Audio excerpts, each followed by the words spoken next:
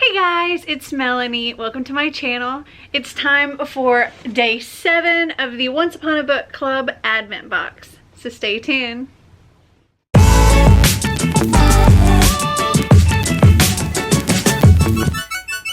it is time for us to do the next story. I have my little book here of the 12 days of book clubmas and open our next gift. We're on day 7 now. If you haven't watched the others, I definitely recommend going back and starting with day 1, though you can really jump in at any point. But if you'd like to see all of the different gifts that were in this box, start there. This was supposed to arrive like the middle of December, and then you were supposed to open it all before Christmas or leading up to Christmas, but my box didn't arrive until the beginning of January, so I've just kind of spread this out, and yeah, it's coming when it's coming. So each time I read the story for that day and open the gift when it tells me to open the gift and show it to you. So today's story is Share Your Joy by Abby Steer. The woman sitting on the stage is smiling, not the forced smile we might expect to see on the face of someone talking to a crowd, but a genuine, happy smile. She is holding a book in her hands, a book immortalized 100 times in the posters and flyers around the room. There is a smaller book on her lap, almost indistinguishable from the shadow she casts. The air is filled with excitement, a real, tangible feeling despite the hush in the room. The woman remains quiet, still as the hush deepens. The lights on either side illuminate the deep wrinkles in her skin and the deep purple of her headscarf. Despite looking so small, so frail, so alone, the woman commands attention, commands respect. She wheels herself forwards, towards the edge of the stage. She is strong and she is beautiful. When she speaks, her voice does not waver. When she looks out at the people who have arrived to hear her speak, perhaps even to judge her on behalf of the masses, she does not hesitate, for she is exactly where she should be. I never planned to be a writer. She looks around at the audience, smiling gently, a faint feeling of amusement emanating from her being. Usually people are shocked when I tell them, but it's the truth. In all honesty, I never much expected to be any more than I was. A wife, a mother, a daughter, a sister. I worked hard, but never wanted much of a career. I was happy. The woman closed her eyes and smiles, so much pure joy evident on her face. But one unexpected evening, I met a woman who changed my life forever, and I will always be grateful for the magic she gifted me. So today I'm going to tell you how I came to know her, so that perhaps you will fall in love with her story as much as I did. The audience claps politely, fidgeting as they ready themselves for the unique quiet that comes only during the telling of a story. The woman opens the book to the very first page and begins reading, the words flowing through the space as much a part of the room as the air itself.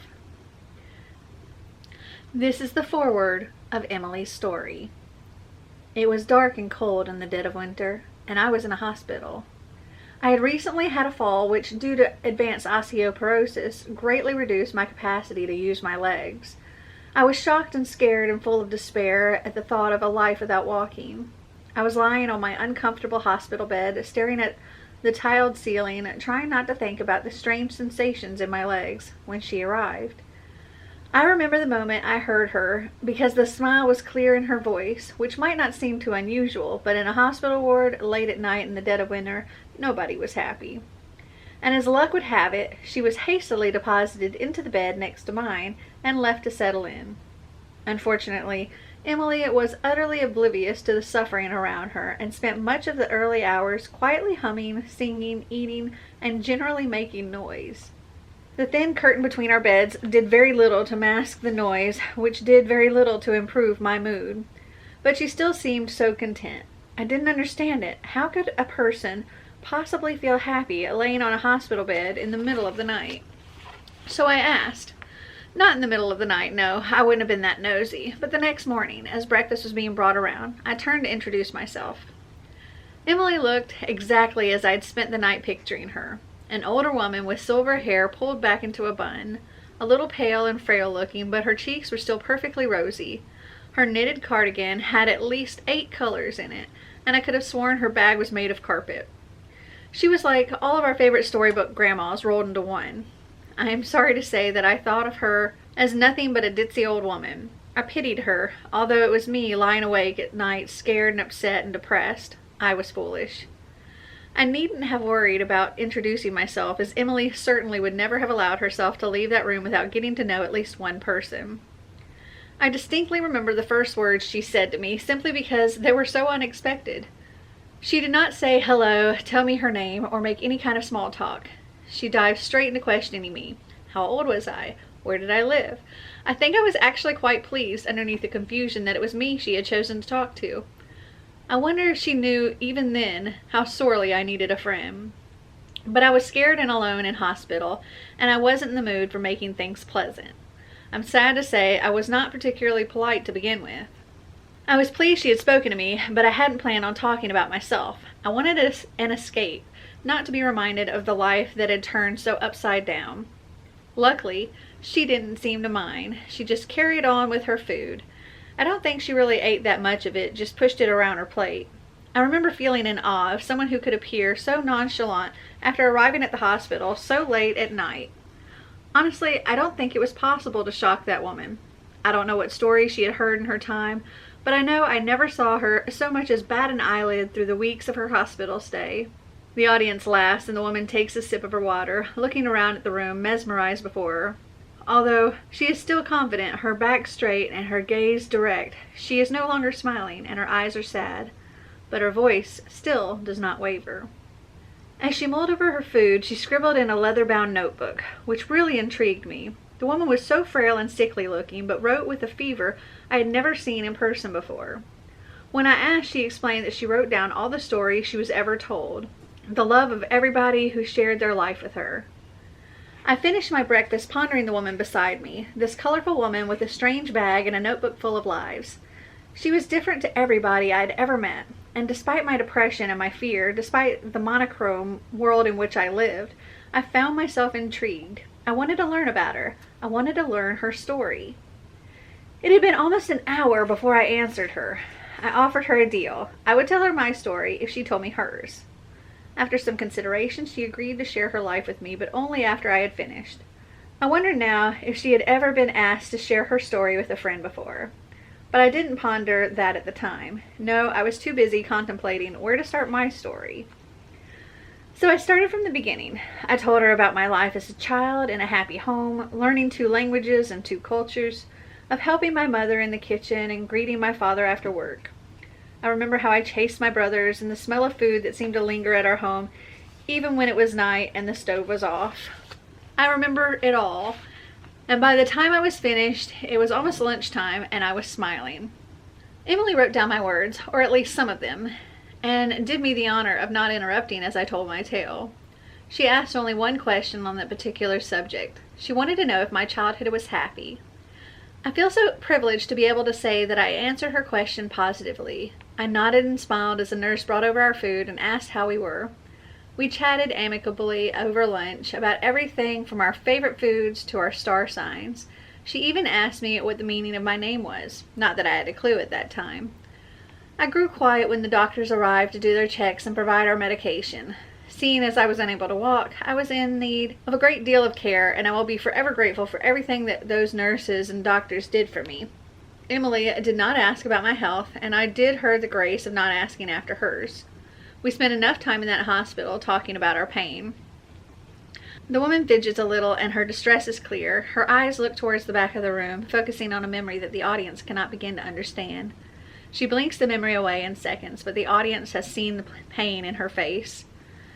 It was through this experience that I came to realize how much of our lives we owe to perfect strangers. I would not be sitting before you today without the eye-watering goodness of everybody at that hospital. The healthcare professionals, to be sure, but also the cooks, cleaners, porters, administrators, and assistants. They all deserve our eternal gratitude. There are a few cheers and whoops from the listeners, and the woman's cheeks redden with a light blush as she continues. I think we both dozed a little that afternoon until my daughter came to visit. She had brought chocolate-covered Brazil nuts, which have always been my favorite. I offered one to Emily, but she declined. She said she couldn't understand why anyone would want to ruin perfectly good chocolate by adding nuts to it. I pretended not to hear. The three of us chatted for a little while, but when my daughter started questions about my condition, Emily not so subtly set off for the loo. I was glad to tell my daughter that although my legs felt no better, the sinking feeling in my stomach had begun to lessen slightly. She suggested I had gotten used to the thought of not walking, but I wasn't so sure. After a short discussion on the merits, or apparent lack thereof, of physiotherapy and a high-protein diet, we decided to give credit to the range of medicines I was taking. When Emily eventually made it back from her adventure, she announced she was tired and wanted to nap. She did look a little pale, but I wasn't worried. We were in a hospital. She was supposed to look sick. That evening, we talked a little more about my teenage years and all the heartbreak that comes with it. The friends I made, the boys I thought I fell in love with, and the calamity that was my finding my place in the world. So young and free with a whole world to explore. I wasn't dragged down by thoughts of careers or families. I just was. It was beautiful, unlike any other time in my life. Emily and I giggled like the teenagers we wished we were, as I told her about the antics of my youth, and I could not help but think that when she told me her story in turn, I would be hearing a very similar tale of teenage heartbreak and mayhem. The woman smiles out into the room, the nostalgia palpable in the air. Let us take a moment here to remember ourselves in our teenage years, to remember what it felt like to be young and wild, and to think we knew it all. I know none of us have felt that way since. An echo of laughter ripples around the room. Friends and groups exchange meaningful glances, the kind that tells the rest of the world that they are remembering the same unique experience, linking them in ways that nobody else could ever possibly understand. Once the amusement wanes, the woman proceeds with her story. Over the next few days, I told Emily my story. Had we not been in a hospital, it might not have taken so long, but between the meals and the doctor's visits and the physiotherapy, we didn't have a lot of time to talk. Indeed, Emily slept an awful lot, which I put down to the amount of drugs we were subject to. It became inevitable then that Emily would eventually discover that the problem was in my legs. I was self-conscious at first, determined not to be seen as somehow lesser, determined not to be pitied. I need not have worried. Emily treated me no differently. She simply talked me through the painful poking and prodding. It was after dinner one evening, after I told Emily about my wedding, that we talked about it. She asked about what had happened, and I explained my chronic illness and how I had been dreading this since my diagnosis years before. She didn't ask all the questions I'd come to expect from the people I told, but assured me that she wished me every happiness. She in turn confessed that her liver was damaged, also due to long-term condition, though she didn't tell me what condition that might be. I'm not sure why I didn't ask more about it. Maybe I was addled by painkillers. Maybe I just didn't want to know the truth I was starting to understand deep down. When I wished her good luck with the treatment, she smiled sadly. I should have thought about that harder at the time. She broke the silence between us by asking more questions about my special day. I won't lie, I relished having the time to relive it again, even for just a moment. I told her all about my clothes and the food and the dancing and the pure joy of being surrounded by the people I loved. She smiled through it all, and I could almost imagine her sitting among my family and friends, dancing and singing her way through the festivities. I expected her to talk about her own wedding, or perhaps about weddings she had attended in the past, but true to her word, she told me nothing of her life while I told her my story. Strangely enough, the more I spoke, the more I wanted to talk. Not just because I wanted to learn about Emily's elusive life, but because it was making me feel good. I was enjoying talking about my world, enjoying talking about life's joys and woes. It made me realize I wanted to keep living, in a wheelchair or not. The woman is quiet as she looks at the audience, giving the impression of sharing into the secret vulnerabilities they work so hard to hide. Of course, this isn't the same for everyone. Losing the ability to walk was an awful feeling, and not one I would wish on anyone. But at that moment, it gave me the hope I needed, the connection I was missing. I will be eternally grateful that Emily gave me that in my time of need. The audience is silent. If anyone in the room is feeling the need for any support, professional or community-based, we have included some helpful information in your leaflets. Please feel free to share this with anyone who may need it. The silence is destroyed by the flashing of cameras as the woman holds up an example, followed by an immediate murmuring and shuffling of papers as the crowd shifts through the leaflets on their laps. Speaking to Emily really was the highlight of my hospital experience. Even when we weren't discussing my life story, she was so bright and full of energy, always ready with a quip or joking comment, always unfalteringly polite, thankful to the nurses and the general joy to be around. I asked her one day after a brief discussion about my job as a secretary, which had never much interested me but allowed me to work around my family, about how she was able to be so happy all the time. I suppose you can probably guess by now that she wasn't particularly forthcoming with her answer, and after a very convoluted 30-minute discussion about the true meaning of happiness, I dropped the question. A part of me wishes I'd pushed harder, but in reality, it probably would have upset her. My birthday came as an utter surprise to me that year, having given up on remembering the day's date approximately 3 days into my stay.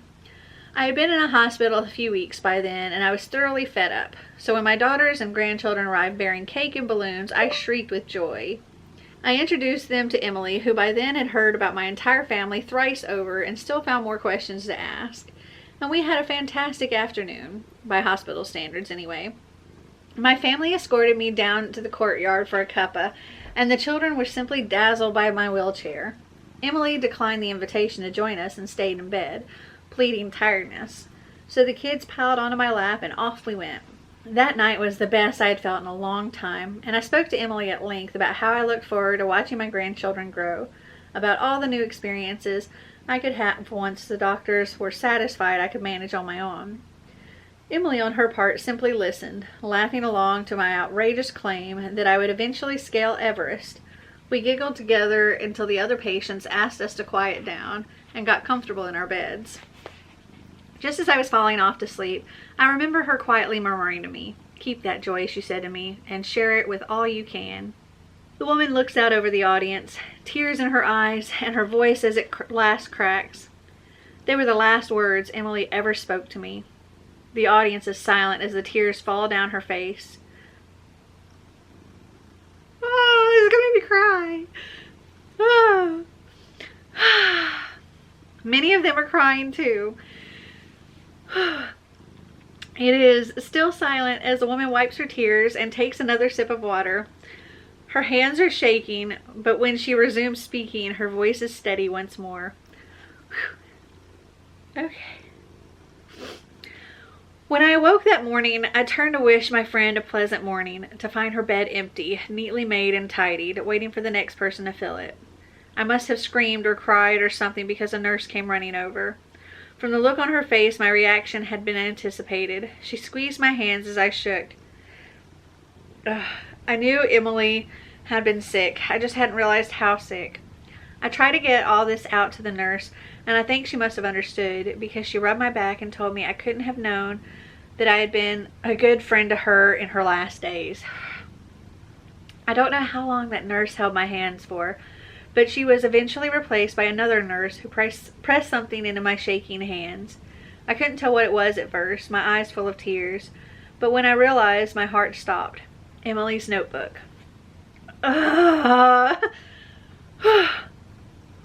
Stuck to the cover was a small post-it with a few words written in shaky handwriting. Share your joy. Okay. Now we are supposed to open our gift. Oh my goodness. This story is just going to rip my heart out. Okay, here is day 7.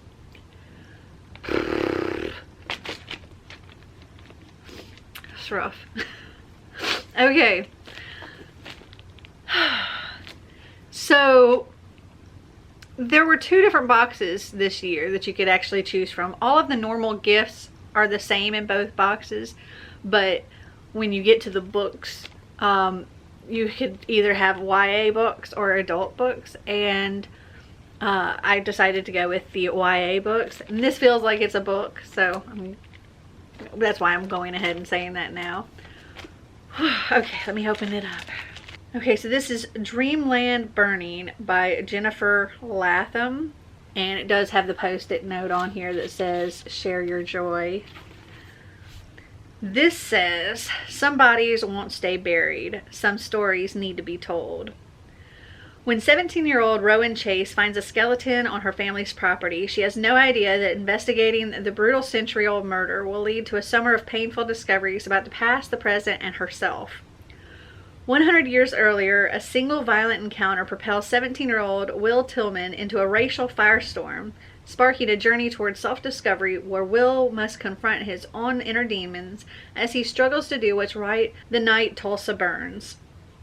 Through intricately woven, alternating perspectives, Jennifer Latham's Paige Turner brings the Tulsa race riot of 1921 to life and raises important questions about the complex state of U.S. race relations, both yesterday and today. Okay.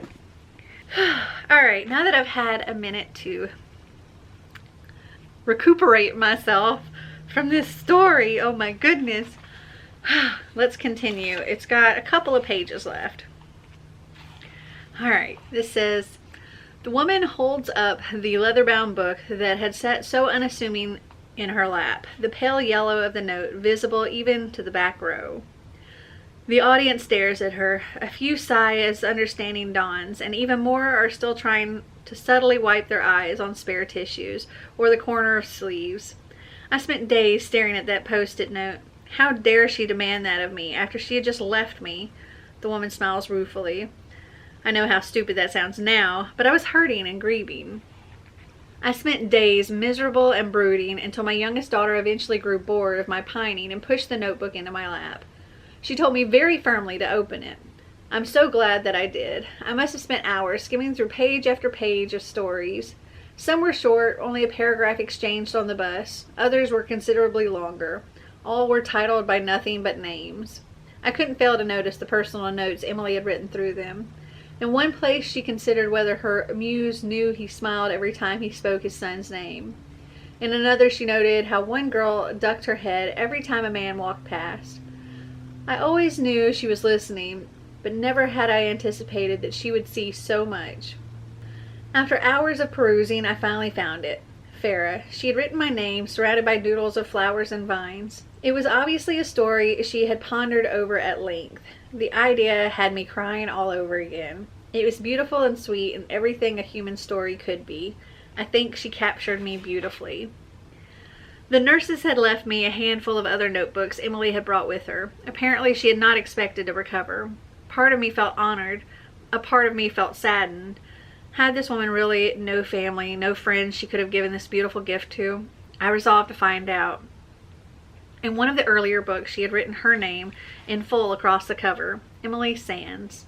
I had a name. I had an approximate location, presuming she hadn't traveled far to the hospital. I even had at least 24 acquaintances that might remember her. With the help of the internet, a friendly librarian, and 3 very patient daughters, I was able to discover Emily's story. I even managed to track down a lot of the people Emily had spoken to, and it was through that I really got to know her. As she highlighted in her journals, a person is more than a story. They are the little ticks and quirks that make them so unique. Ah, gosh. It was this belief that taught me so much in the time Emily and I had together. I realized through reading her words how much I disliked my job, how much I loved listening to the radio, and how much I loved the smell of the rain. She even managed to discover the meaning of my name, happiness. It is a name I am working hard to live up to. So what do I know about Emily? Well, I know she was kind. I know she was a Leo, and that her name could mean rival or hardworking, depending on which source you trust. I know she was quick to laugh and always, always positive, even in the face of blatant rudeness. I know she hated Brazil nuts and loved apple crumble with cold custard. I know she wrinkled her nose when she concentrated on the crossword and hummed Old Queen records before she went to sleep. I know that although she spent much of her time alone, she very rarely felt lonely. It was only when writing my book that I realized that I probably know this woman better than anybody else ever did. You might think this sad, but I think when you read Emily's story, you will be blown away by the sheer joy one person had for the world. Farah, the woman. looks around at the audience. She is held captive for the best part of an hour. She's never told that story in all its glory before. Perhaps she never will again. But here in this auditorium on a dark night in the dead of winter, these people have come together to revel in the beauty of being human. Thank you so much for listening. Have a good evening, and never be afraid to share your joy. The lights dim as Farah wheels herself off stage, and the audience reaches breaking point. They clap and cheer and smile and sniffle and bask in the sheer joy of being alive. This is where we leave them, enjoying the shared experience of humanity that is always available to us if we are only willing to sit and listen to the stories we each have to tell. Yeah. Whew. I have chill bumps and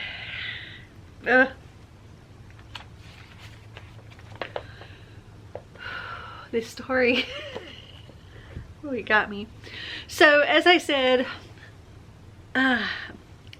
this is the YA book that's in the box, though I believe that the book that would normally go with this story is the adult book. So I would guess that the adult book is probably like a short story kind of thing, like Emily's story was. But oh my goodness, that was something. So what did you guys think of this story or the book that was our gift? Comment down below and let me know. Well, I hope you guys enjoyed this video. If you did, give me a big thumbs up. If you'd like to see more videos like this, click that subscribe button down below. And until next time, remember to always be completely you.